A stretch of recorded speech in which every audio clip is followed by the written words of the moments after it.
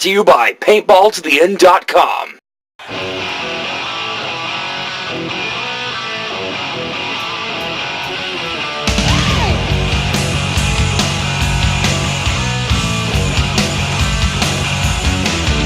Hello and welcome to 10 Minute Marks. I am Jeff. And I am not Ronnie James Dio, for if I were, I would be in hell battling demons, killing dragons, and scaring away the devil with this. But actually, I am Paul. Today we are going to go over a couple of things that we found on the internet.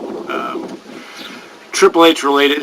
We're going to talk about whether or not being married to Stephanie is a good thing for Triple H politically. And we're also going to go over some comments that Mick Foley recently made about Triple H. And we're also going to go over NXT. The first eliminations were last week. As of this taping, the second eliminations will be tonight. This is Tuesday, May 18th. And the second eliminations will be tonight. So we will go over that as well. And with that, I will turn it over to Paul. We're going to begin with an interesting blog by Mick Foley.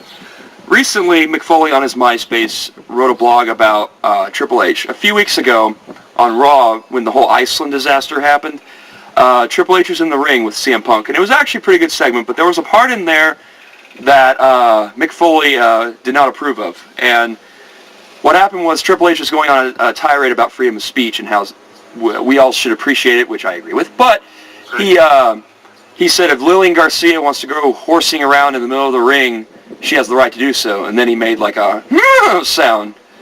Well, apparently that didn't sit well with Mick Foley, because apparently for years in the locker room, they would call her horseface and stuff like that. And apparently, according to Mick Foley, she was really offended by it, and so he wrote about it on his blog. And then, amazingly, the marks that are not 10-minute marks, they were saying, well, maybe you just don't know Triple H that much. Maybe he was just ribbing. And then Foley had a follow-up blog saying, I had some interesting comments, but I do know Triple H, and I probably killed my chances of being in the Hall of Fame or being back in the WWE, but, you know, I had to stand up for this, so. Right. You got to commend Foley on that. So, I mean, that's only the second person I've ever heard him talk trash on for real. First one was Ric Flair when they had their little feud. Yeah, and you always welcome reality into wrestling, and this is one of those cases, but come on, people. The fact that he didn't ever work with him or he didn't know him personally, I think he knows him more personally than I do. Yeah. I think he knows him more personally than Paul does. Yeah. Any of you other people out there in internet land. And that was just... Yeah, it was. I saw some of them comments, I'm like, are you kidding me?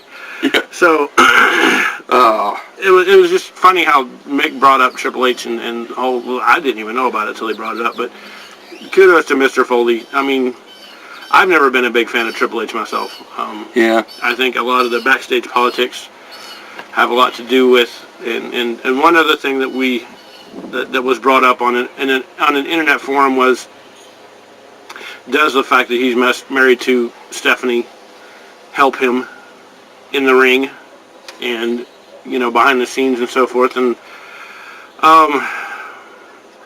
my personal opinion is it does somewhat. I mean, you can't be married to the boss's daughter and not have some kind of pull. Right. But if you go back, I mean, I go back to the history of Triple H when he first entered WWE. Right, yeah. He hooked up with Shawn Michaels, and this was back in like 95, 96. Yep. Who better to hook up with back then than Shawn? Exactly. I mean, it'd be one thing to say, okay, he was just trying to learn his way around the WWE by hooking onto Shawn and so forth, but and that's fine. I'm cool with that. I can believe that. But I really think he eventually took it to the point that he was gravy training off of Shawn. He was building his own career off of Shawn. And I'm not here to say, you know, I don't know Triple H, like I said. So I don't know if they're, you know, I don't know how genuine their friendship is or anything like that. You know, you can't hang around them. You know, I can't hang around them, so I wouldn't know. But that's just my outside personal opinion.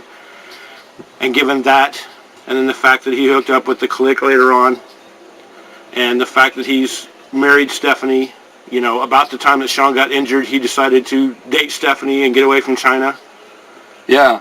You know, if you put all that stuff together, then you can really draw the conclusion that, yes, being with Stephanie has helped him politically. And he has been I mean, I think he's had a history of being a master politician in the WWE. I don't think there's much to dispute that if you look at his history. Oh, yeah. Another thing we were wanting to touch on was NXT. Like we said, the first eliminations were last week. And I'm going to hand it over to Paul again. Let him... Yeah. Just briefly, I wanted to give my thoughts on it before returning the ball here. I like it better than the WWE ECW, as Paul Heyman and Lance Storm have called it, and probably the originals have also called it too. I like it better for a couple reasons. One, the major reason is you're getting young talent into the spotlight.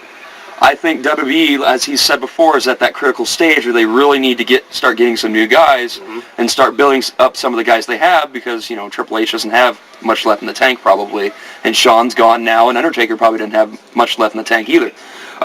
So I like it for the young talent reason. I also like it better because originally with the WWE ECW, since we already knew that it wasn't the original ECW anyway, why were they trying to push it as Extreme Wrestling when it wasn't the same? And given that notion, I don't think it had as great a cohesion with the other two shows.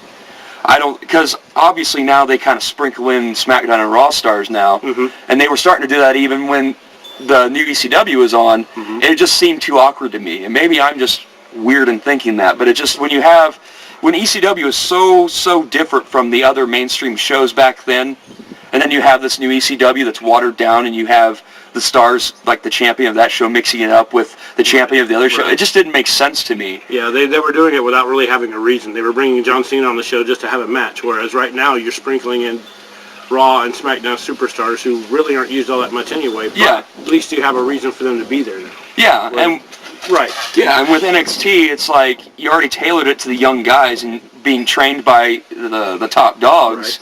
You're already sprinkling in people, so it makes sense to do it that way. Right. So, but that's my thoughts. My thoughts, I love NXT. I love the competition angle of it. I loved Tough Enough when it was on. Like I said many times before, anytime you can bring reality into a wrestling show, I'm all for it. Oh, yeah. For the most part. I didn't agree with Skip Sheffield being eliminated. I really think, and everybody should by now, but no, Daniel Bryan got eliminated. Bryan Danielson. I love the promo he did, by the way. That was classic. Well, I don't know about Daniel Bryan. He was kind of a loser, He never won a match. But Bryan Danielson, on the other hand, I love that. That was awesome.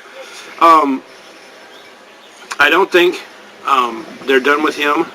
I don't think they're done with Skip Sheffield, in all honesty, because to me, they were starting to build him up a little bit. He won the match that night. They're starting to build him and William Regal as kind of cohesive, or working together a little more. And even the commentators, commented on that. It looks like they're getting along better. So I really think that he's not done. I don't think that Daniel Bryan's done. Michael Tarver may be done. To me, that whole quitting on every competition was a storyline thing. That's pretty obvious.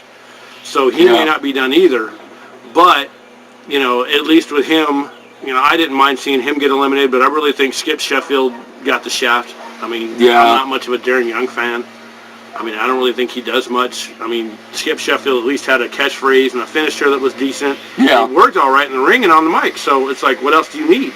Right. So had a lot of potential. Exactly.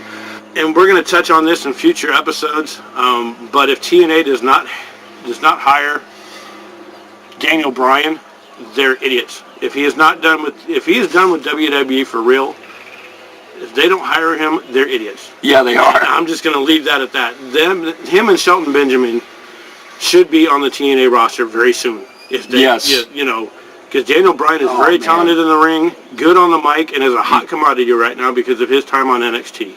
Absolutely. With that, we are ending episode number 16. Future episodes, we want to touch on how successful Sting would have ever been in the WWE. We want to go over the best feuds of the 2000s, and we're going to give our opinions on that. Yep. So if you want to give opinions on those two subjects, go ahead and email us at 10minutemarks@yahoo.com. Leave comments down there. We're also on Twitter. Yeah, we are on Twitter, Twitter.com/10minutemarks. Follow us on there. We've got plenty of wrestling opinions going on that and non-wrestling opinions going on that. And with that, I do believe we are done! Once again, we want to express our love of metal and our appreciation for Ronnie James Dio. Rest in peace, Ronnie. It's for you.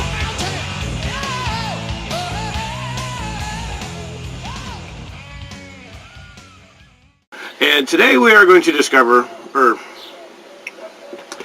to begin by